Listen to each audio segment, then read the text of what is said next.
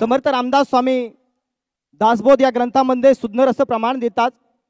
जाणी जे परमात्मा निर्गुण त्यासीच म्हणावे ज्ञान, त्या वेगळे अज्ञान सर्व काही।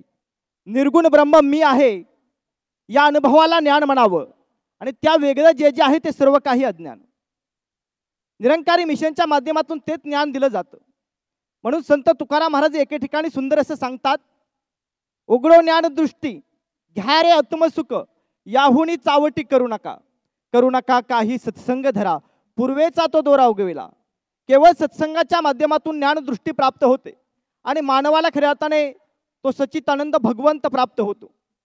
म्हणून संत ज्ञानेश्वर माऊली ही ज्ञानेश्वरीमध्ये प्रमाण देताना म्हणतात, म्हणून जाणतेने गुरु भजिजे तेने कृतकार्य होईजे, जैसे मूळ सिंचनी सहजी शाखा पल्लव संतोषती। जाणकार आणि सद्गुरूवरती विश्वास ठेवून ज्ञान प्राप्त करून घ्यावं। ज्याप्रमाणे झाडाच्या मुळाला पाणी घातलं असता फांदी फुलं व फळं यांना सहजगत्या प्राप्त होतं, त्याप्रमाणे सद्गुरूवरती विश्वास ठेवून ज्ञान प्राप्त केलं असता आत्म्याला परमानंद प्राप्त होतो। म्हणून शहांशा बाबा अवतार शहाजी महाराज पवित्र अवतार वाणीमध्ये प्रमाण देताना म्हणतात, मानव मी मानवासारखा इतरांजैसा देह मला, ज्ञान अंजन घालूने गुरुने ज्ञान दृष्टी दिली मजला। बोलतो यही दया गुरुची लेख त्याचे उच्चारितो, आणि सद्गुरूच्या या कृपेने सदा निरंकार हा मी पाहतो।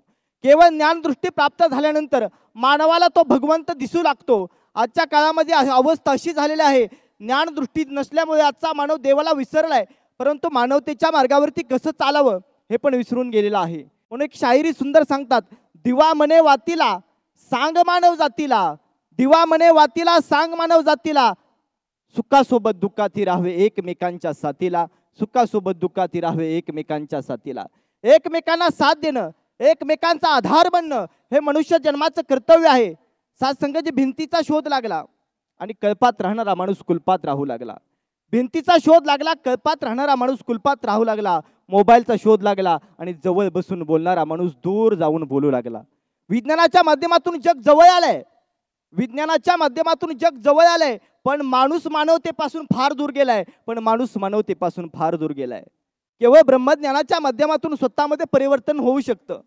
म्हणून एक शायरी सुंदर सांगतात, दुनिया में अच्छा इंसान ढूंढने की कोशिश मत करो, दुनिया में अच्छा इंसान ढूंढने की कोशिश मत करो, आप खुद अच्छे बन जाओ, काश तुमसे मिलकर किसी की तलाश पूरी हो जाए, काश तुमसे मिलकर किसी की तलाश पूरी हो जाए। गेले कित्येक वर्ष झाले संत निरंकारी मिशनच्या माध्यमातून हाच अट्टास केला जातोय, हाच प्रयत्न केला जातोय मानवाचं जीवन सुंदर व्हावं। म्हणून मानव हो मानव को प्यारा, एक दुसरे का बने सहारा, माणूस माणसाला प्रिय असावा, एक दुसऱ्यांचा आधार बनावा, मानवाचं होईल बरं भलं जर एकोप्याने राहता आलं। अमन और शांति नई युग की मांग है, तो इसका एकमात्र साधन है आध्यात्मिक जागृति, आध्यात्मिक जागृति, आध्यात्मिक जागृति।